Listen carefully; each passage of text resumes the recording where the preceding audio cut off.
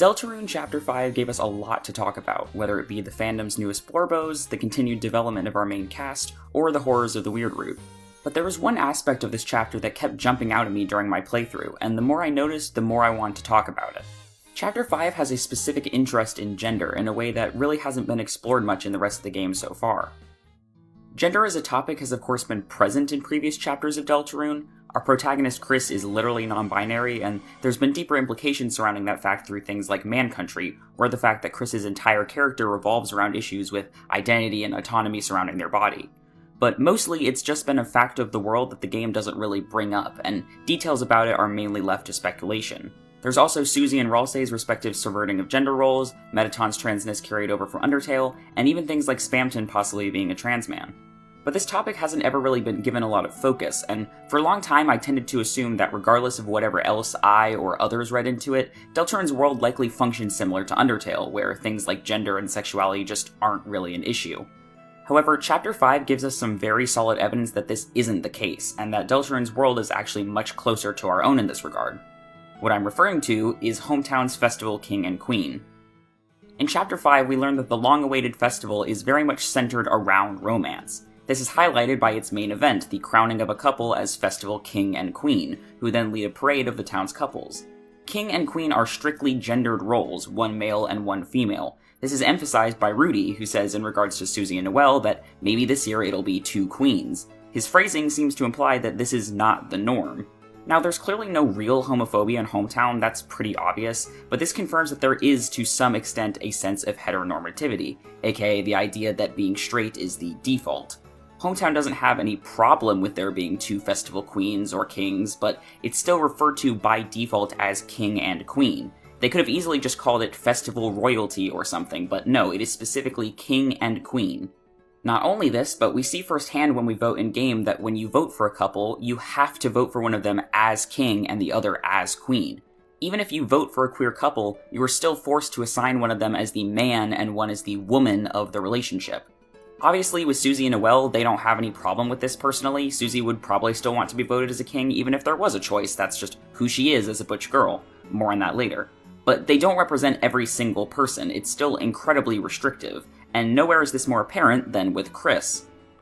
If you have Kris and Noelle ride the Ferris wheel together, which you can only do if you already voted for them as Festival King and Queen, Noelle talks about how as kids they tried to vote for themselves. And it's here where Noelle specifically mentions that she and Kris couldn't agree on who should be king or queen.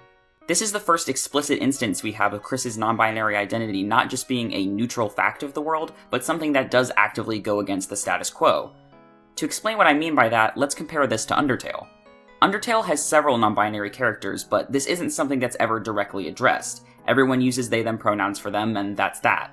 The impression the game gives off is that, at least in the underground, there is no concept of transphobia or strict gender roles. These non-binary characters are of course non-binary, and thus trans, but not really in the cultural way that we in the real world understand being trans to mean. There's no rebellion against a set of norms here, no struggle with a system that only recognizes two genders. The only real exception to this is Metaton and Mad Mew Mew, who are transgender, but not in a way that we see in real life. They were both non-binary, as all ghosts seem to be by default, and then transitioned into being a man and woman respectively. While it's a pretty clear trans allegory, it's still somewhat removed from an actual trans person in the real world's experience. The closest we get is the Lion NPC, who is inspired by Metaton to wear a dress, which does imply that there's seemingly a perception that men don't generally wear dresses, but that's kind of it. For a while, I thought that Deltarune might be the same way. Kris being non-binary is never really brought up directly, and everyone in the game respects their identity and pronouns without it ever being addressed. Though as I mentioned, there's more you can read into it, on a surface level that seemed to be the extent of it. But just like how the Festival King and Queen exposes the existence of heteronormativity in Hometown, it also confirms that Kris being non-binary is going against the norm. While the people in Hometown respect Kris's identity, this tradition specifically enforces two gendered roles, one male and one female, roles that Kris struggled to find a place within. It's a pretty realistic depiction of how this thing goes, to be honest. While Hometown is accepting and has no problem with Kris being non-binary, the old systems in place still uphold the concept of there being only two genders. I think this feeling of old versus new is exemplified with the two older couples that we see in Hometown, Asgore and Toriel and Rudy and Carol. They are both male-female couples, though their individual sexualities are of course debatable, and we learn that Asgore and Toriel were crowned Festival King and Queen year after year. This, alongside the comment from Rudy I mentioned before about how maybe there'll be 2 queens this year, gives off the impression, whether it's true or not, that traditionally it has almost always been a man and woman who win, and that a queer couple winning is only a more recent development, if it's even happened at all. I don't necessarily believe that that's literally the case in-universe, but it's definitely at least meant to give off that feeling, that things in this small town were more restrictive in the past, and have only become more progressive in the last decade or so. And also that more change is still needed. Susie and Noelle as a lesbian couple still have to be sorted into heterosexual roles. Kris still has to be forced into either a male or female role, with no in-between. Hometown might be a perfectly queer-friendly town, but it still carries out old traditions which stifle its queer community members. This is further pointed out by Susie on the Weird Route, where she asks why it has to be a king and queen, before saying to Kris, "Whatever we are, it's cooler, right?"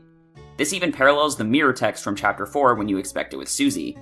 It's hard to put into words, but for some reason, seeing Susie next to you, you felt like, whatever you were, for just right now, it might be okay.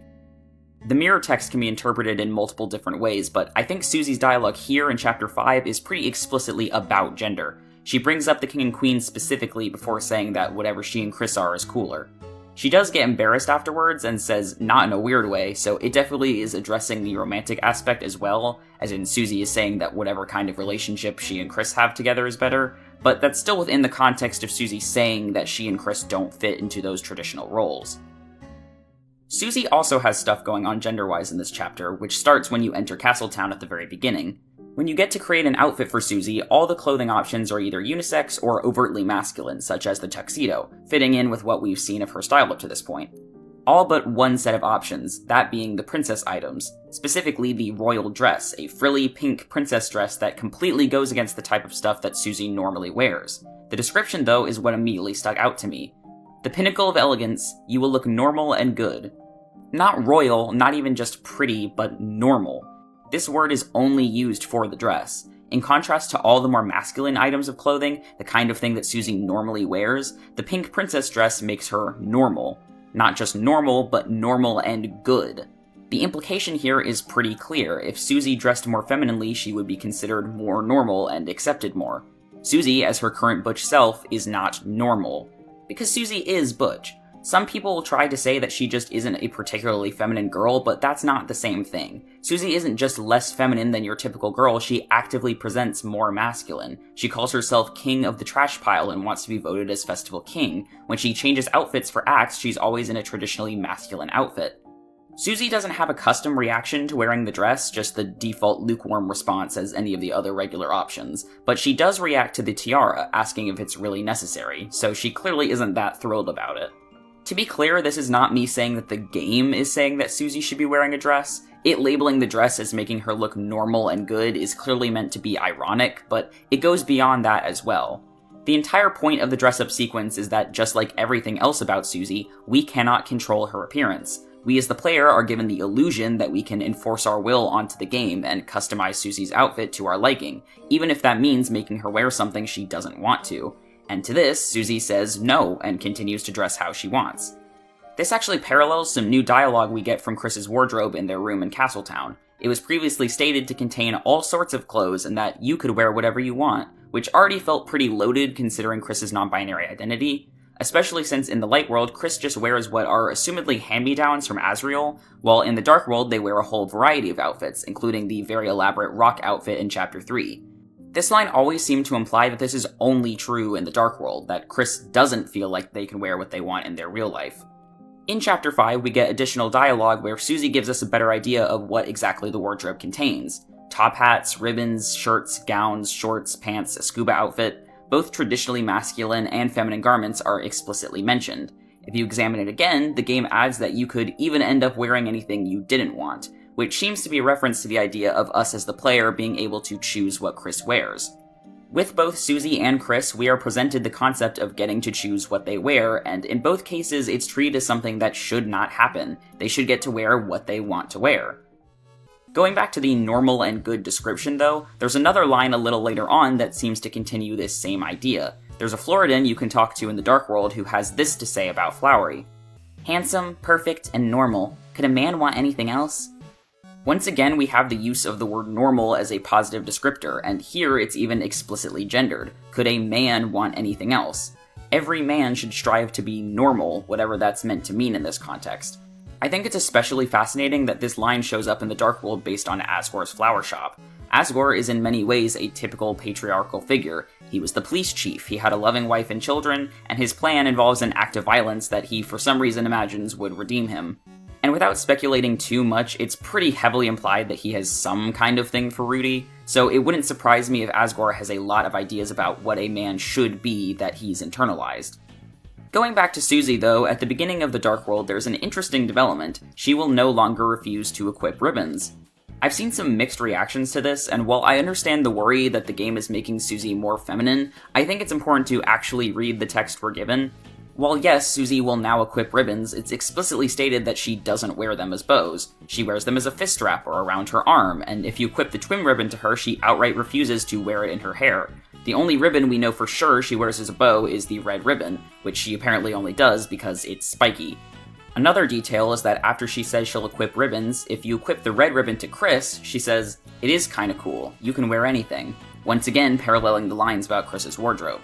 To me, this development can be best summarized by this line from Chapter 4. Like, I don't want to say I've been getting soft, but I just always had to be tough, you know?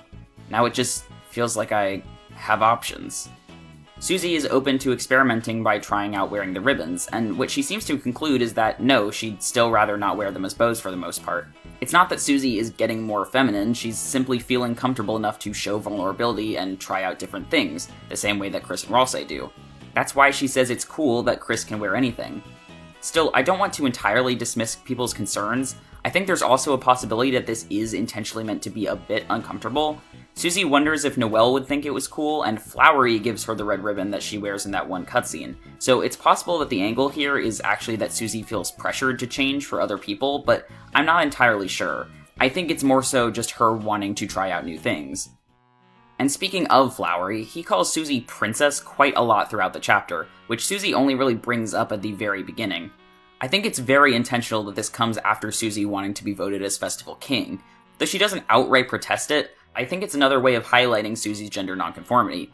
Before this point, Susie has been king, but now she's relegated to the role of princess by a sparkly anime man. It does remind me of the whole the girl thing with the prophecy. I've mentioned before how reductive that title seems to be, and we know from Ralsei that it's part of the prophecy that she's meant to equip ribbons. Considering we're quite anti-prophecy, that could be another point in favor of this development intentionally being uncomfortable. Maybe Susie will get more feminine, but it'll be treated as a bad thing, of her being boxed into her designated role that she will eventually break back out of. I don't really know. Something else is that all three of our heroes flip-flop between masculine and feminine versions of outfits during battle this chapter. Before, that was a Kris exclusive thing, but now Susie and Ralsei get in on the action too. Ralsei's Ace Attorney outfits are both female, while Susie's is male, and Kris has one of each. In the fight against Pink, all three of them can wear either a masculine or feminine Japanese school uniform. Notably, this chapter is the first time that Kris has ever unambiguously worn a skirt or dress. Before, they had the rocker outfit and the waiter apron, which could both be interpreted as a skirt, but are sort of vague. In Chapter 5, Kris can wear Franziska von Karma's dress, Aqua's dress, and the female school uniform. This of course doesn't make them more non-binary than they already were before, but it does make it even more obvious for anyone who somehow hasn't gotten the memo yet. And considering what I said before about Kris's fashion, the fact that this only happens now sort of gives the impression that they've worked up to wearing dresses where before they didn't. That's of course just speculation and relies on the idea that Kris is assigned male at birth, which is a whole other conversation, but I still think it's notable. Kris doesn't have a monopoly on being non-binary, though, as we get two new non-binary characters in the form of Green and Seth. Both exclusively use they/them, but the way that their gender is presented is very different. Green's gender is treated with the usual Undertale Deltarune approach. They simply use they/them, and that's that. It's never acknowledged as anything out of the ordinary or that needs to be explained. Seth, on the other hand, actually gives us the most explicit dialogue regarding transness in either of these games. When we're first introduced to Seth, Aqua refers to them as Purple, before they firmly say that their name is Seth, as real humans have actual names. For the entire rest of the chapter, they are never referred to as anything but Seth, not even as a joke. Everyone respects their name change, and that's that. This already reads as pretty obviously transgender, with Seth literally having a dead name that they change and being referred to with they/them. This is fairly par for the course for Toby's way of writing trans characters. However, in their break with Aqua, Seth's gender is actually explicitly discussed. Aqua directly asks Seth if they're a girl or a boy, to which Seth seems to get nervous and dodges the question. Aqua asks if they don't know, and Seth defensively insists that they do know before the other flowers show up and mention their own genders. Afterwards, Blue says this: "Seth, whether you have an answer or not, is it not all a beauty of the kaleidoscope of life?" Seth blushes and thanks them all for the support, before it ends on Yellow's hilarious sentiment that no matter what Seth is, they're still all going to beat them with hammers. The directness of this discussion around Seth questioning their gender is honestly pretty surprising, considering Toby previously has only really tackled transgender themes through metaphors. Pretty heavy-handed metaphors, of course, but metaphors nonetheless. Here, though, the subject is addressed explicitly, making Seth trans not just through coding, but through direct confirmation. It makes me less doubtful than I was in the past that this could be something tackled head-on in Deltarune. Clearly, Toby is willing to address characters struggling with their gender if he wants to. Which brings me to the final subject of this video, and the one that many of you have probably been waiting for me to talk about. In Chapter 5, we're introduced to Seth, who is directly confirmed to be trans, or at the very least questioning their gender. And do you know what the game calls them during the fight against them in Aqua? A budget Ralsei. Let's talk about the fluffy goat in the room, shall we? Ralsei, Ralsei, Ralsei. Before I talk about him, let me briefly summarize the main evidence for transfemme Ralsei before Chapter 5. Ralsei is of course a pretty feminine character with a clear interest in feminine things, including things like the ribbons, which the girl of the prophecy is meant to equip, and the infamous blue dress that exists solely to be a vehicle for showing that characters are transgender. More importantly, though, Ralsei's entire arc centers around his lack of identity outside what he's meant to be, the prince from the prophecy. Ralsei has been slowly figuring out who he is and who he wants to be. So it'd work very well from a narrative standpoint to have that include Ralsei rejecting the prince role the world assigned him and becoming a princess instead. That isn't everything, of course, but if you want to know more, I'd suggest watching this video by Chattercat. Now that everyone is caught up on where this theory stood before Chapter 5, we have to talk about the absolutely ridiculous amount of new evidence there is for Ralsei being trans, because oh boy is there a lot. One of the most explicit moments actually comes right at the beginning of the chapter when you're in Castletown. Inside the church building, there's a climbing challenge, which rewards you with various darlings waiting at the top depending on your time. If you complete the challenge under 23 seconds, and also didn't get Starwalker, that locks you out of this interaction because Toby apparently hates us, you'll get Ralsei wearing a pink frilly dress. It's not exactly the same as the one from the Susie dress-up, but it's similar. Turns out the other princesses they put up here mostly left. But I can be your Princess Kris, if you want me to be. You're given the option to either turn him down or encourage him, and his response to each choice is pretty telling. If you say, "Nah bro," he immediately takes off the dress and says this: Okay, I suppose I do have more experience being a prince. I hope that'll be sufficient for you. If you say, "Of course though," this is his response. Really? Oh, I'm so excited! I've been a prince for a while, but I haven't been a princess yet.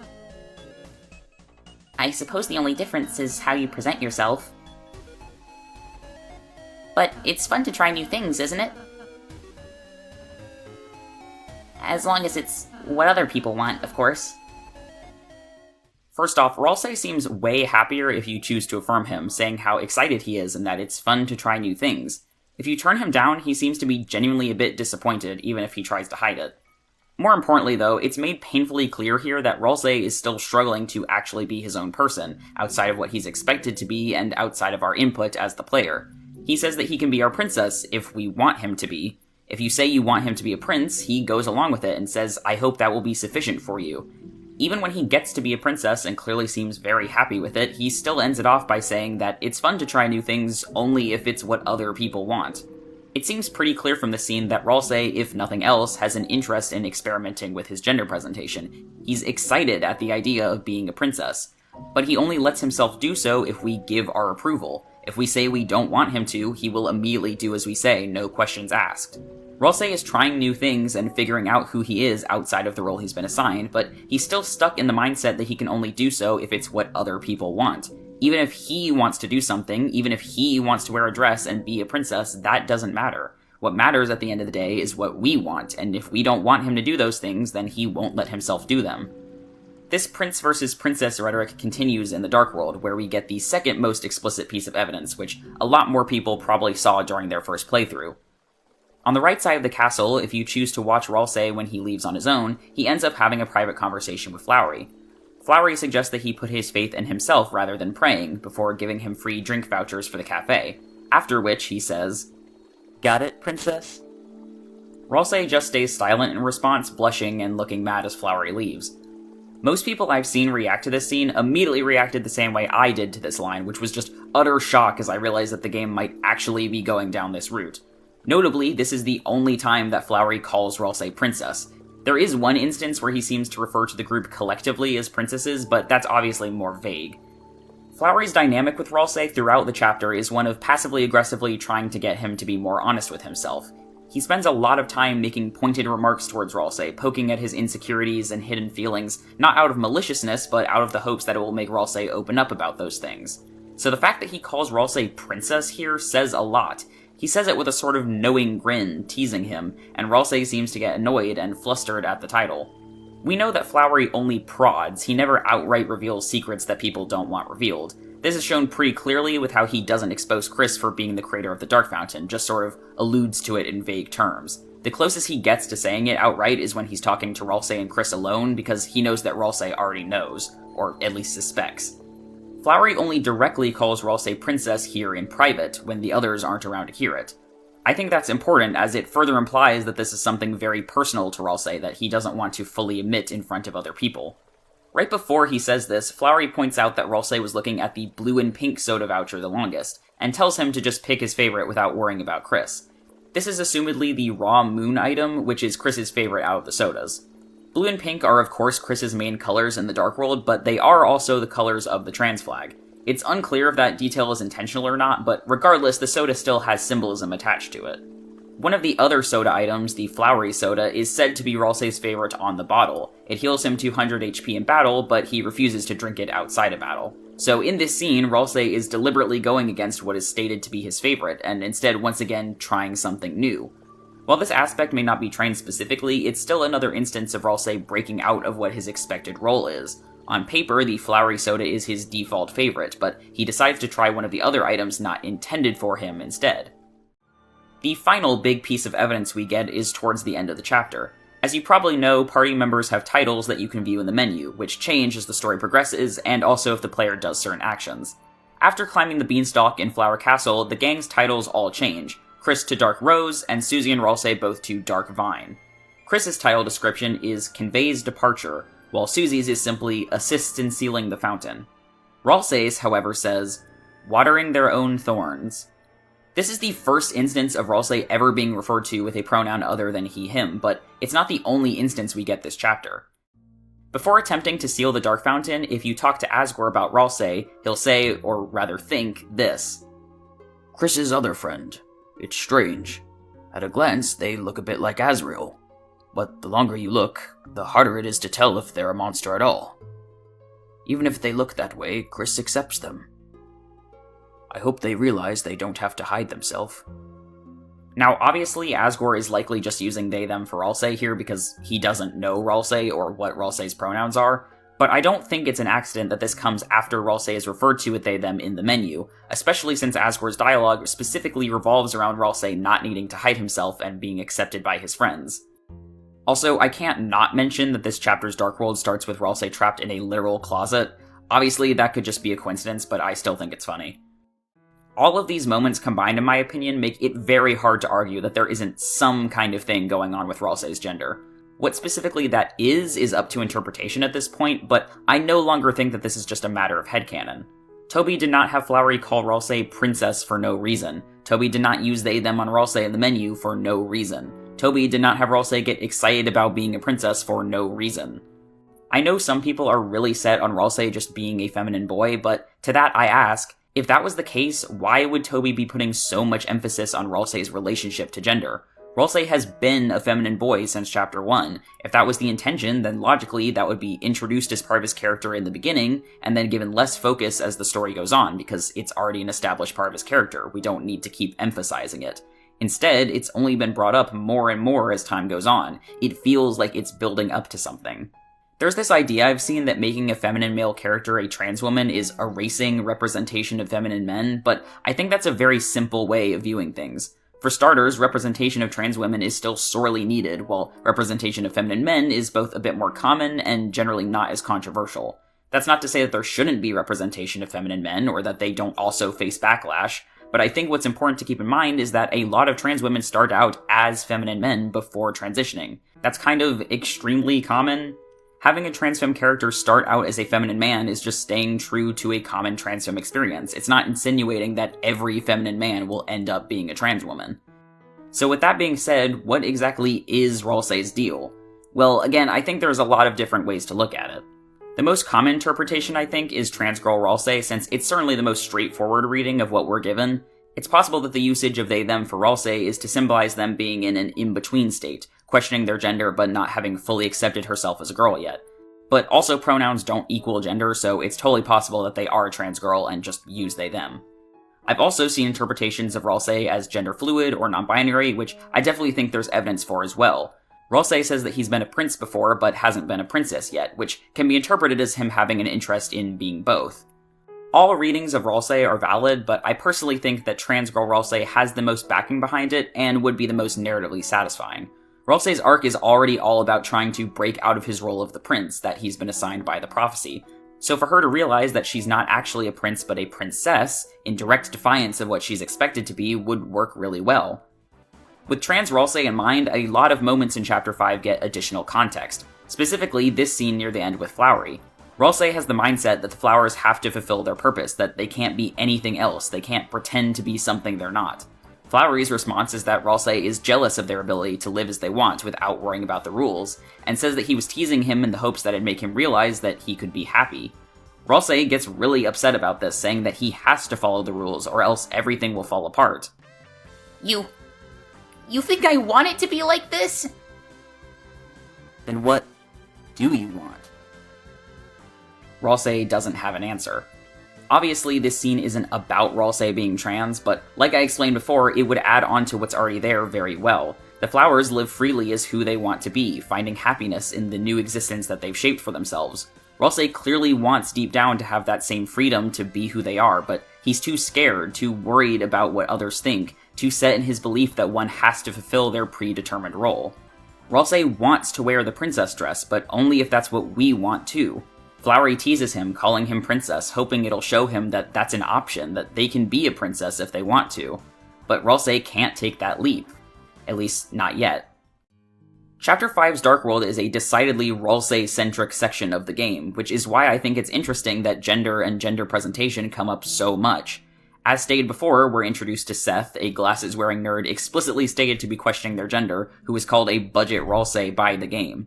Not only this, but I obviously can't make this video without mentioning Pink, aka Mad Mew Mew. This chapter's secret boss is literally a trans woman, and her fight still retains the same premise of her having found a body that she can finally feel like herself in. With everything I've covered in this video, it really feels like gender is an underlying theme of Chapter 5 as a whole, even if it's more in the background. And again, considering that it's also the chapter which places a lot of focus on Ralsei specifically, I can't help but think that means something. I can't say for certain where any of these threads will go in future chapters, or how important gender as a topic will be in Deltarune as a whole, but the game is definitely keeping it in mind and playing with it. While it's been more subtextual in previous chapters, Chapter 5 feels like the first instance of the game really dragging it out into the light and tackling it more directly, and I'm very interested to see if that continues. There's obviously a lot more to be said about gender in Deltarune as a whole. I only covered instances from Chapter 5 in this video, and specifically only the times where it feels very direct and intentional. There's so much more to be said when it comes to things like how gender plays into the weird root, how Kris's gender plays into their role as a player protagonist, the roles of the women in Deltarune, and so much more. I've left some links in the description to other people's discussions of this topic, so definitely check those out if it interests you. With that being said, that is the end of the video. I knew right away I wanted to make this video, as all these little things really stood out to me during my playthrough, which you can check out here by the way. As always, I'd love to hear your thoughts about all this in the comments. I only ask that you be respectful of each other's opinions. Thank you for watching, and I'll see you next time.